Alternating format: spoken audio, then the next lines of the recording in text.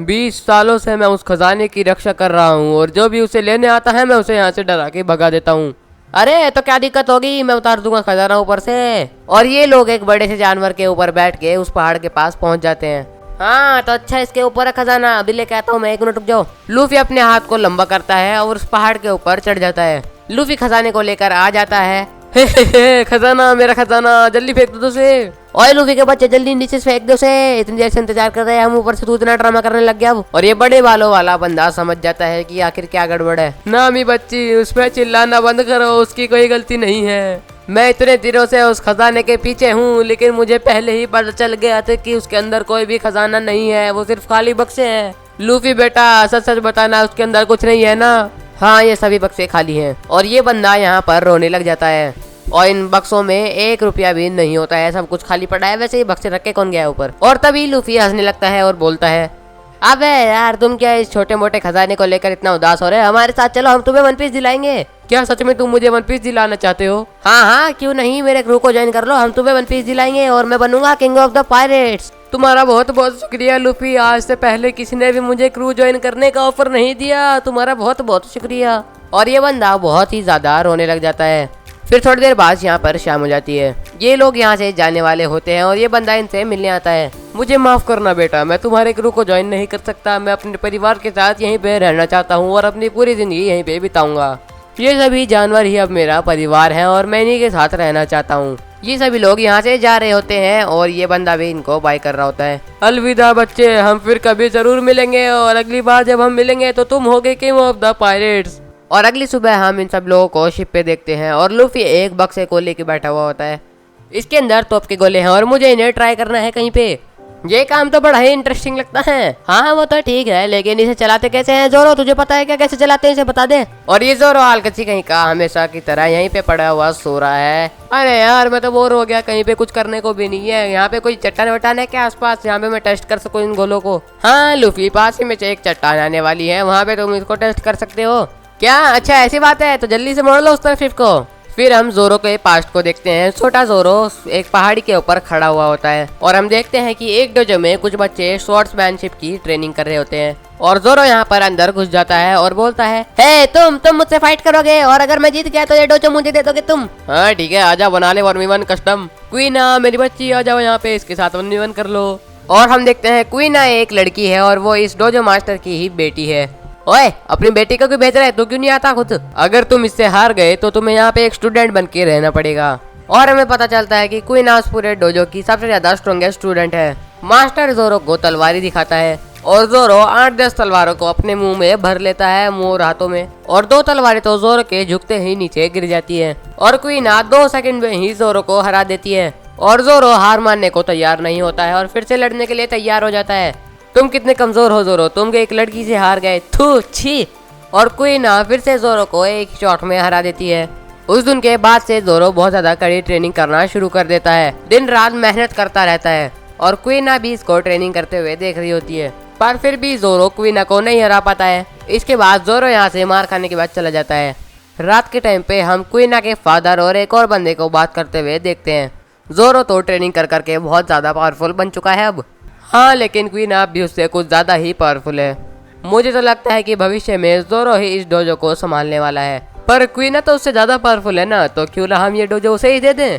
हाँ मैं जानता हूँ, लेकिन आखिर में क्वीना है तो एक लड़की ही। और क्वीना भी बाहर खड़ी होकर इनकी सारी बातें सुन रही होती है। मैंने आपकी सारी बातें सुन ली है और मुझे पता चल चुका है कि आप कितनी गंदी सोच के आदमी हैं। मैं एक लड़की हूँ तो क्या हो गया, मैं आज से रोज ट्रेनिंग करूंगी, बहुत ज्यादा कड़ी ट्रेनिंग करूंगी और बन के दिखाऊंगी दुनिया की सबसे ज्यादा स्ट्रॉन्गेस्ट स्वॉर्ड्समैन। नहीं, सच्चाई तो ये है, तुम कभी भी इस वर्ल्ड की स्ट्रॉन्गेस्ट स्वॉर्ड्समैन नहीं बन सकती हो। ये बात सुनकर क्वीना अंदर से टूट जाती है और यहाँ से चली जाती है। और रात के टाइम पर हम देखते हैं जोरो 2 असली तलवारें लेकर क्वीना से लड़ने आया होता है। इन दोनों की फाइट शुरू हो जाती है, लेकिन फिर से क्वीना जोरो को हरा देती है। मम्मी, मेरा ऑरा माइनस हो गया, मैं इससे बार बार कैसे हार रहा हूँ, मैं इससे जीत क्यों नहीं पाता कभी भी। तुम बहुत ज्यादा लकी हो, तुम लड़के पैदा हुए और मैं एक लड़की हूँ। धीरे धीरे मैं औरत में बदल जाऊंगी और मैं बहुत ज्यादा कमजोर हो जाऊंगी और मैं कभी भी दुनिया की सबसे स्ट्रॉन्गेस्ट स्वॉर्ड्समैन नहीं बन सकती हूँ। क्या मतलब तुम्हारा कि तुम स्ट्रॉन्गेस्ट स्वॉर्ड्समैन नहीं बन सकती? मुझे तुम्हें हरा के स्ट्रॉन्गेस्ट स्वॉर्ड्समैन का टाइटल हासिल करना है, यही मेरा सपना है और हम दोनों आज से कड़ी मेहनत करेंगे। और ये दोनों वादा कर लेते हैं, ये दोनों रोज मेहनत करेंगे और एक दिन दुनिया के सबसे ज्यादा स्ट्रॉन्गेस्ट स्वॉर्ड्समैन बनेंगे।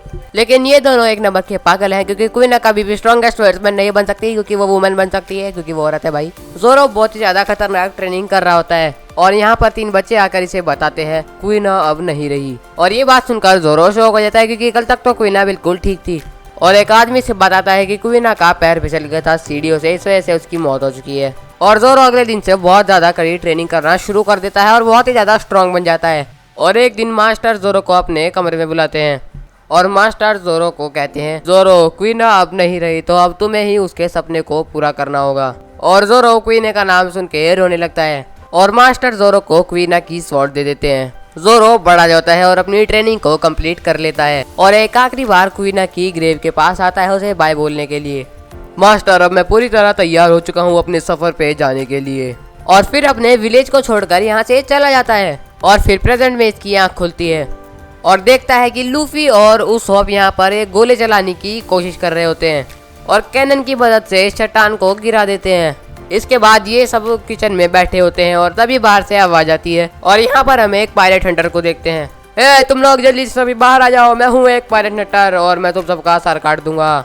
ओए तू कौन है बे और तू मेरे शिप पे क्या कर रहा है? मैं एक पायलट हंटर हूँ और मैं तुम्हारा सर लेना हूँ। मैंने बहुत सारे पायलट्स को मारा है। ये लूफी पर हमला कर देता है, लेकिन लूफी इसके हमले से बच जाता है। नामी और उसो बी से अंदर से देख रहे होते हैं और तभी ज़ोरो पीछे से बोलता है, ये आवाज मुझे कहीं सुनी सुनी लग रही है। लूफी अपने हाथों को बड़ा करता है और इसे पटक देता है। जॉनी क्या ये तुम हो? ज़ोरो आप यहाँ पे कैसे आ गए? लूफी यहाँ पे खड़ा हुआ इन्हें देख रहा होता है और इसका दिमाग प्रोसेस नहीं कर पा रहा होता है कि ये लोग आखिर एक दूसरे को जानते कैसे हैं। अरे मुझे भी बता दो यार, कौन हो तुम? और दूसरी तरफ हम एक मरीन शिप पर 2 कपल को देखते हैं। अब हम जाएंगे एक बहुत ही ज्यादा बढ़िया रेस्टोरेंट में। तुम्हारा मतलब वो रेस्टोरेंट जो समुद्र पे तैरता रहता है? हाँ, तुम यहाँ पे क्या कर रहे हो जॉनी? मेरा दोस्त योसाकू वो बहुत ज्यादा बीमार है, वो साइड में बोट में है। और हम योसाकू को देखते हैं जो बोट पे पड़ा हुआ है और बहुत ज्यादा बीमार है। जब से हम समुद्र में आए हैं तब से जॉनी की तबीयत हमेशा खराब ही रहती है।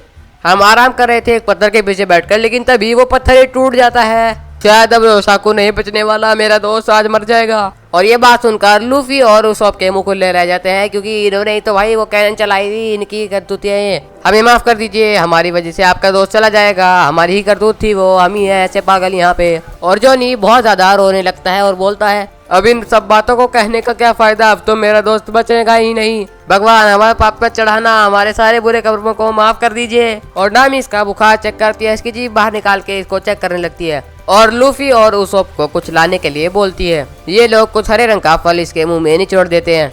अगर तुम थोड़ी और देर करते तो ये पक्का मारा जाता। दीदी तुम्हारा बहुत बहुत शुक्रिया, तुमने मेरे दोस्त की जान बचा ली, धन्यवाद। हाँ ठीक है, कोई बड़ा काम नहीं था ये। और हाँ, मेरे ऊपर थूकना बंद करो। योसाकू एकदम ठीक हो जाता है भाई, एकदम से ठीक हो गया और नाचने भी लग जाता है।